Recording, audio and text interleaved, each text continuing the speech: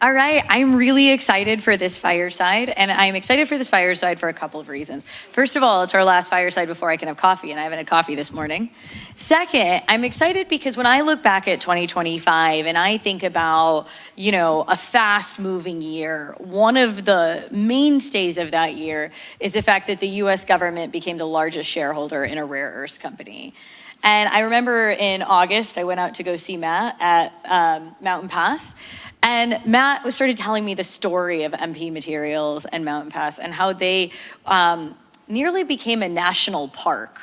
And it's a really riveting story. I like to think of it as the American dream for mining in a very clear way, because we sometimes take for granted that we nearly did not have a rare earths company that would have been able to meet the challenges at hand this year when our economy nearly came to a halt because of these shortages.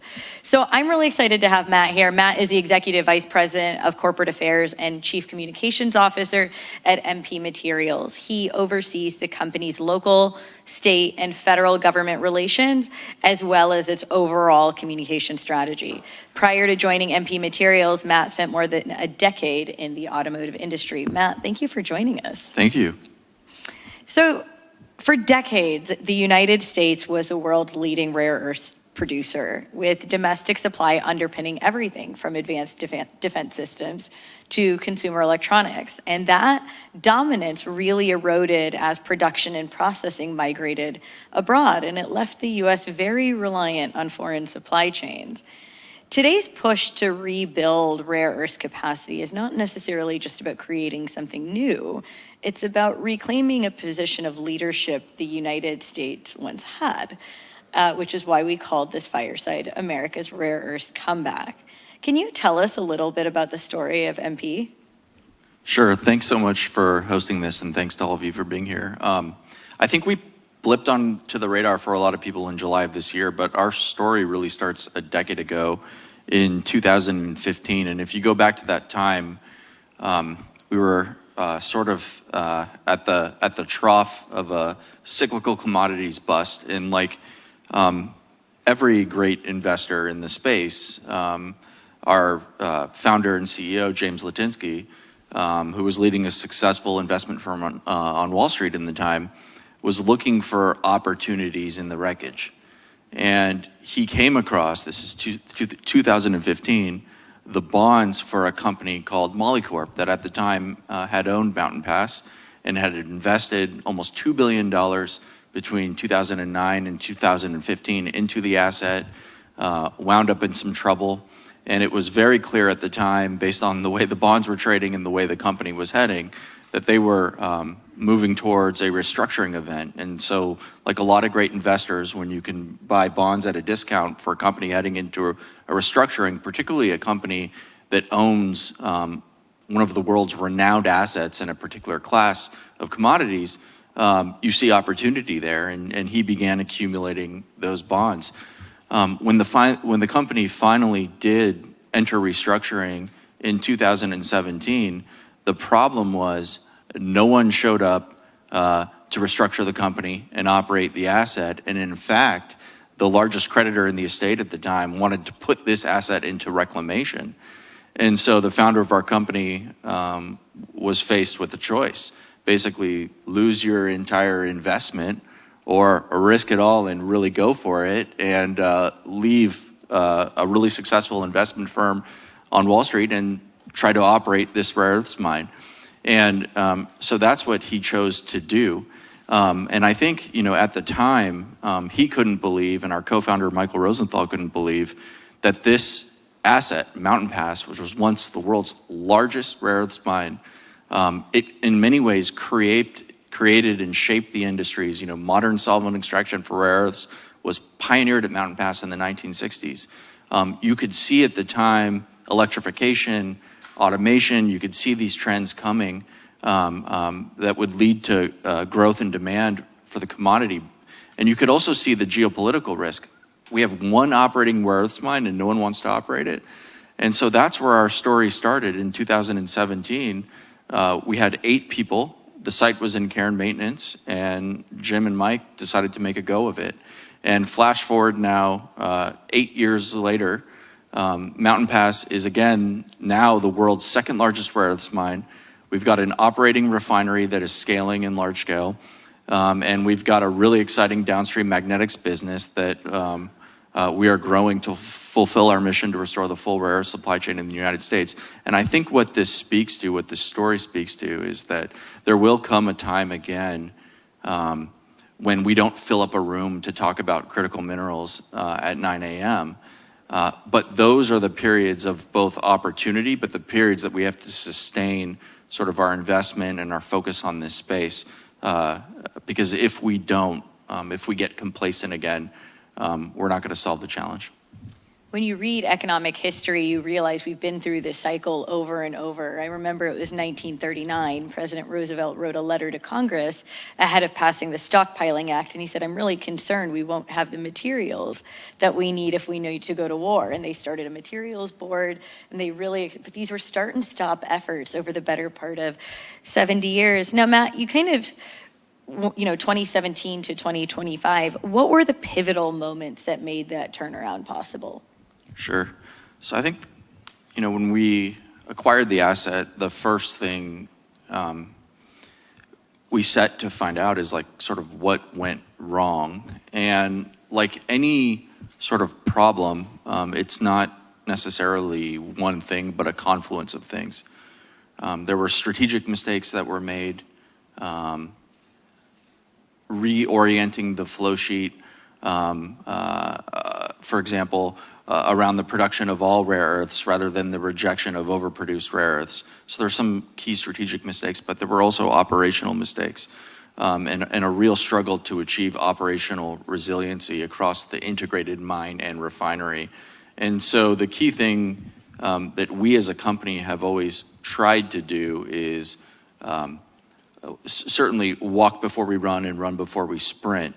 And the key thing at Mountain Pass was the predecessor had never stabilized the operation from a concentrate production standpoint. And our founder, Jim, always says, you can't restore a multi-billion-dollar supply chain overnight. So the key thing we needed to figure out was, can we produce concentrate at world-class scale, world-class yield, and low cost? Because if you cannot do that, you have no hope of operating a refinery. And so from 2017 to 2019, back half of 19, it was all about, can we produce concentrate effectively?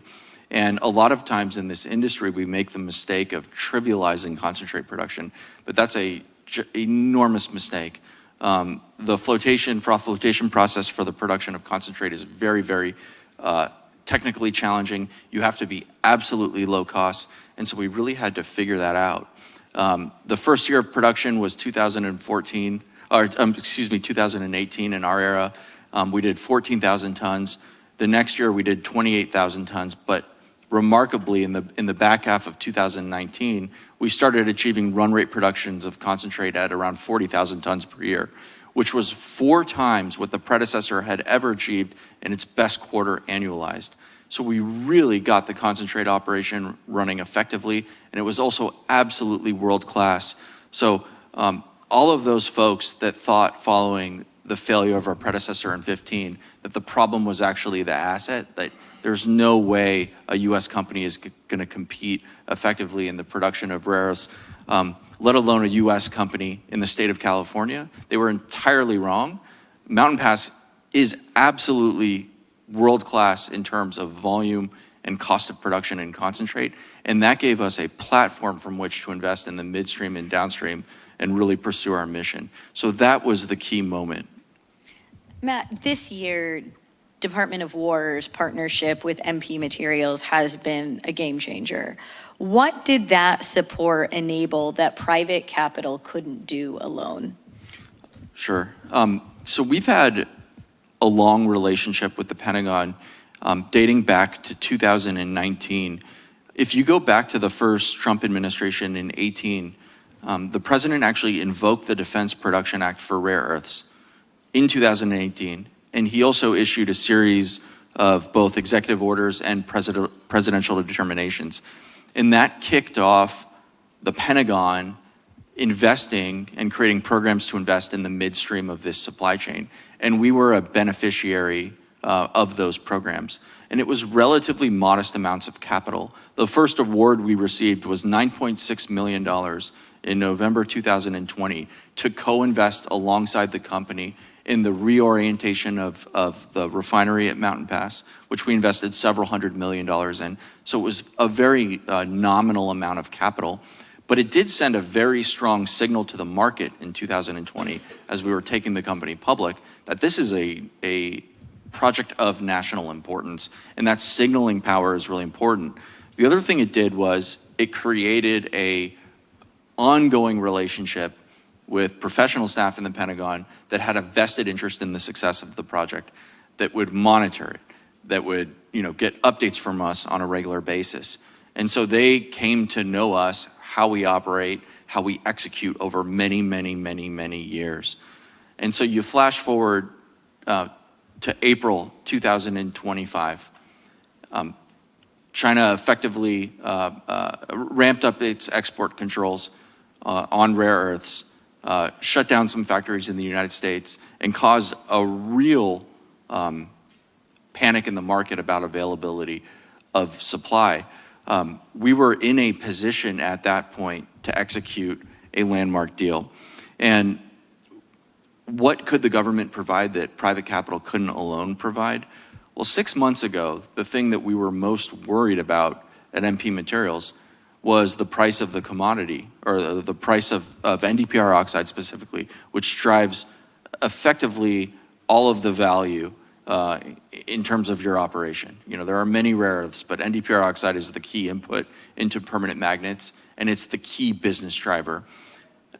In 2022, as we were getting ready to start the production of our refinery at Mountain Pass, after investing hundreds of millions of dollars to optimize, after building this very effective concentrate operation, after building our team from 8 to probably at the time something like 600 people, the price of PRND oxide went from $170 a kilo precipitously to $49 a kilo in about 18 months, right as we were starting our refinery.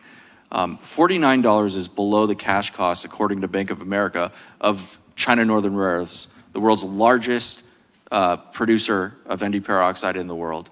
That was unsustainably low. Our transaction agreements with the Department of War that we executed in July, there are many features of it. There's transformative capital. There's a guaranteed offtake agreement for a magnetics facility we're building, but there is also a purchase protection agreement which functions much like a contract for differences. And that effectively solved that issue. And I think Raheem talked about,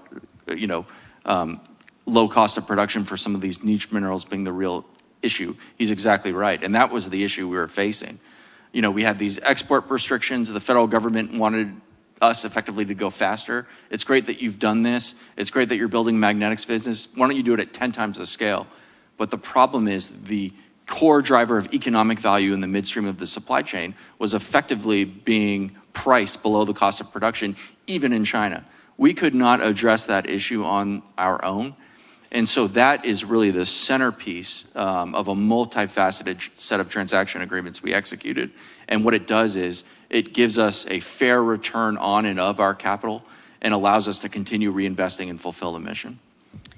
Matt, I have a theory, and I may be wrong, but that price floors are really infant industry protection. You don't need them forever. You need them while you create demand for another supply chain, in this case, a non-Chinese supply chain. How have prices moved since you signed that price floor back over the summer? Yeah, it's interesting. I think they're up something like 30% market-wide since we announced our transaction agreement in July. And that's really important because higher prices drive investment. They crowd in investment into the space. And so prices have moved as a result. Do you see prices coming back down in the future? Do you see price volatility kind of being here to stay? Or do you think that, with announcements like you guys signed an agreement with Apple shortly thereafter, right? Stimulating that demand for your rare earths will keep prices up? Well, I mean, I don't want to get in the business of predicting prices because inevitably if I make a prediction, the only thing that I know is that my prediction will be wrong. But what I will say is that your first point is exactly right. I think once you build a resilient, more diversified market, the way the market functions should return to normal supply-demand dynamics. That's not possible today because when you look at the rare earth space, China is of course the world's largest supplier. I think everyone in the room knows that. But what everyone in the room probably doesn't know is that because China produces 95+% of the world's permanent magnets, which are the key derivative component made from rare earths, they are also the world's largest end market. So you're the supplier, you're the largest end market, and you control the indices. That is effectively a recipe for there to be a chasm between how a market should function and how it does function for non-market reasons. And so I think if we can correct for some of that with some creativity, things like contract for differences, price floors, we can build up resiliency up and down the supply chain, and then it should over time return to normal. Matt, MP Materials has been the pilot public-private partnership for critical minerals, kind of in recent years. What lessons can policymakers take from the MP experience when designing PPPs going forward? Sure. I think the first thing that we should all keep in mind is this is totally doable. A lot of times, I think we admire these problems rather than attempt to solve them. But I think with some creativity, government can play a role in solving some of these challenges. As a result of our July transaction agreements, we're putting well over $1 billion to work immediately in building out the downstream of this supply chain. That is an immediate impact. So these are solvable. I think the other thing to be mindful of is that we can really create win-win-wins with these public-private partnerships. A lot of times we refer to them as deals. They are deals, but I think they truly are partnerships. And here's what I mean about win-win-wins. This is obviously a win for our shareholders. We're correcting this economic sabotage. Obviously, all of our stakeholders and all of our shareholders are going to win. We're going to create more resiliency in our supply chain. That's obviously a win for U.S. national security. We're investing in accelerating investment in all facets of the supply chain. But I think this can also be a win for taxpayers. In our purchase protection agreement, when the price of the underlying commodity is below the floor, obviously we accrue a benefit and it's topped up. But when the price is above the floor of 110, we actually remit 30% of that upside to the Pentagon. In our offtake agreement for the magnetics facility, the 10X facility that we're building, to the extent the commercial deals we sign commensurate with that facility accrue financial benefits above a certain level, we remit 50% of that upside to the Pentagon. Finally, as you alluded to in the beginning, the Pentagon is effectively now, on an as-converted basis, our largest shareholder. So as our enterprise value increases, the U.S. government also accrues benefit as well. So I think there's a way to structure these creatively so there truly is a win-win-win, and that taxpayers aren't just taking on risk or preventing downside, but gleaning some of the benefit from the upside as we correct some of these markets. And I think that is something that we should take away. We can do this, but we can also create real win-wins along the way. Matt, I want to move over to thinking about the permanent magnets. So a lot of our efforts so far have been mining, and we think about processing, but what this year has also made abundantly clear is we have this other glaring vulnerability that we realized in October when China imposed pretty rigid restrictions on permanent magnets. It came to our attention that they make 93% of permanent magnets in the world, and that those permanent magnets are crucial not only for all of the cars that we drive, but virtually every form of defense technology. Can you tell me about how MP is moving from not just mining and separating, but also into the magnet space? Sure. Yeah, this is the most exciting thing for me right now about our company, just because I've had a firsthand look at building this entire new division up from the ground up. But our vision as a company was always restore the full rare earth supply chain in America. And what do we mean full rare earth supply chain? We mean mining and beneficiation, we mean separation and refining, but ultimately we mean metal and magnet production as well as recycling. And really for us, we viewed that downstream as like a 2025 plus event because we were very, very focused on doing things in stages like I mentioned at the beginning. But in 2021, we formed a relationship with General Motors that was looking to increase the resiliency of its magnetic supply chain well before it was fashionable, I would add. And they came to us because we had a vertically integrated model, talked to us about our magnetics plans, and actually worked out a win-win agreement with us that enabled us to pull forward that investment. So in 2021, we made our first magnetics hire. We actually, about 4 or 5 months later, in early 2022, broke ground on a factory in Fort Worth, Texas. And right now, today, are producing rare earth metal at that factory at commercial scale, and right on the precipice of starting commercial production of finished magnets, traced all the way back to a rock that came out of the ground in California in that factory.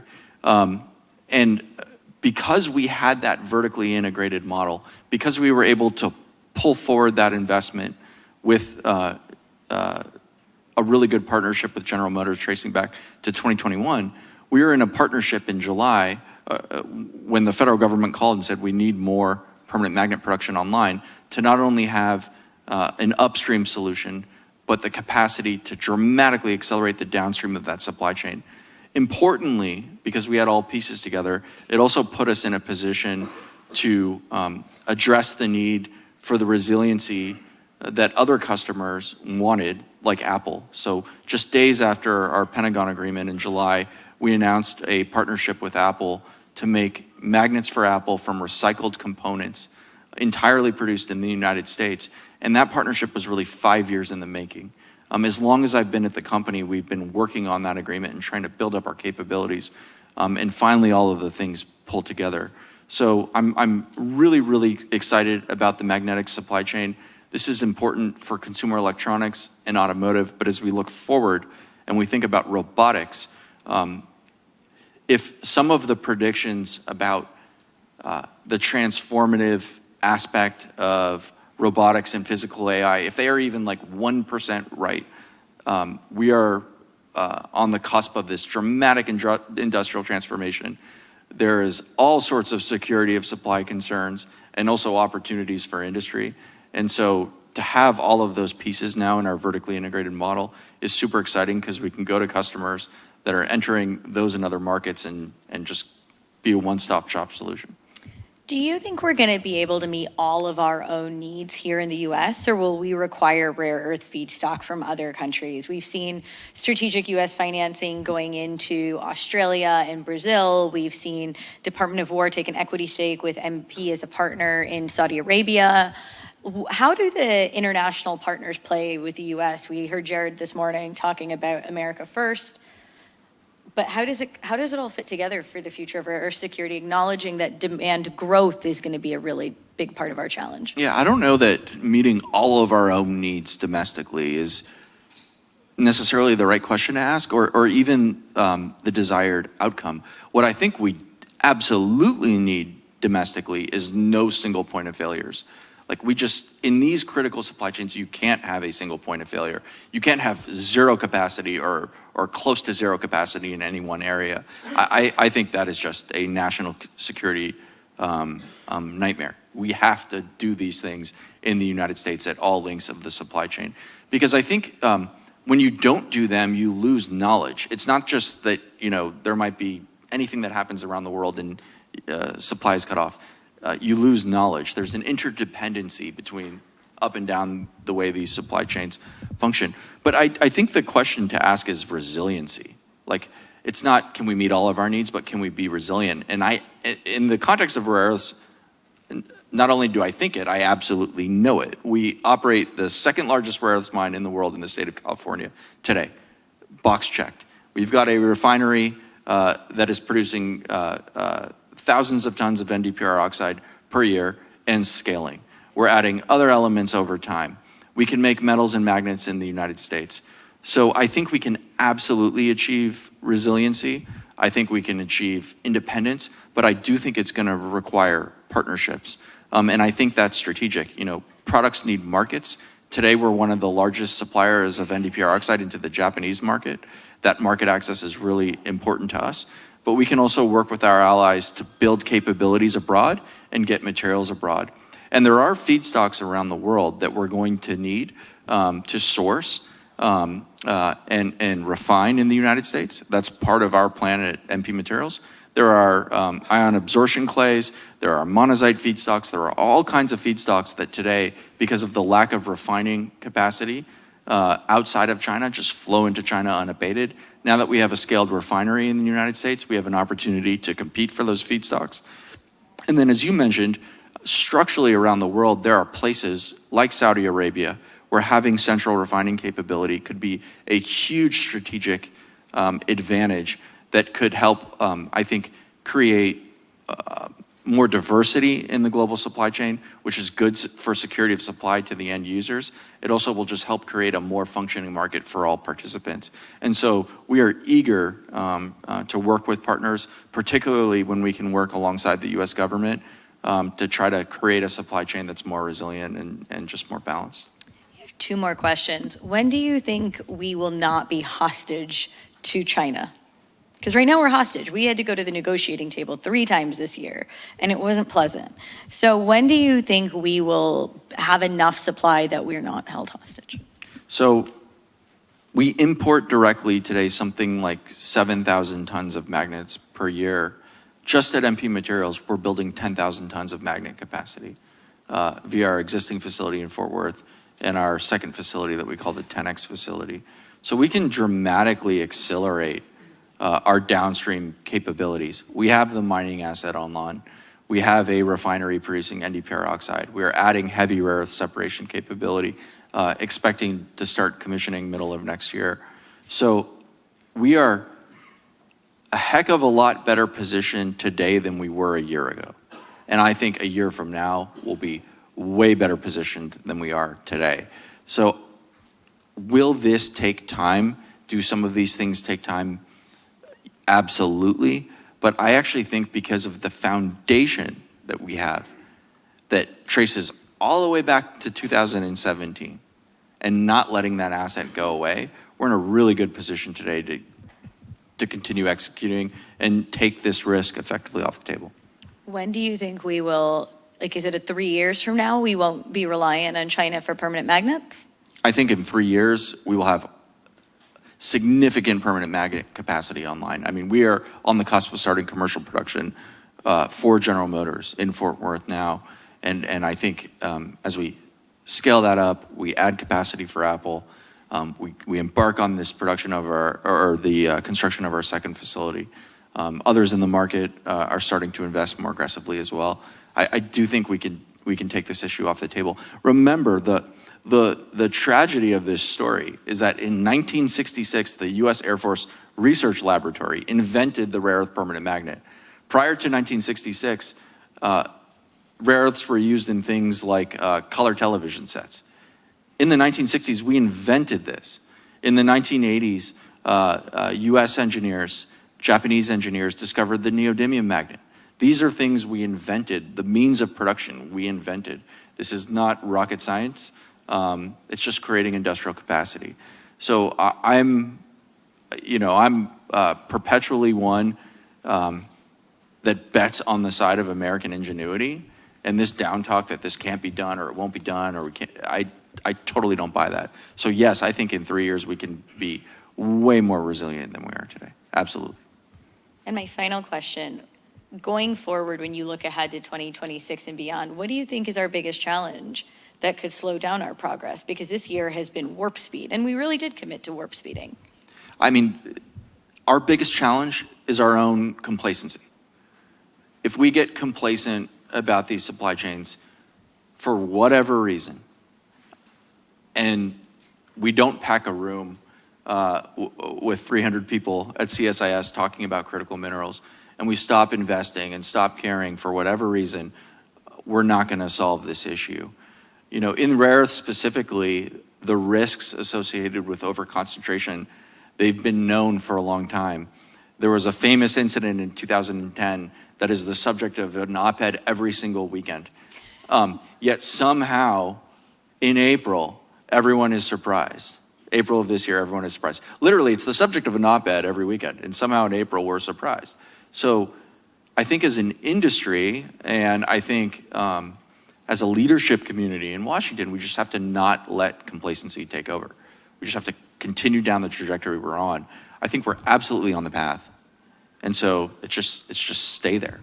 I think we are our own biggest challenge for sure. Thanks so much, Matt. Really appreciate you coming out here. Give us a round of applause.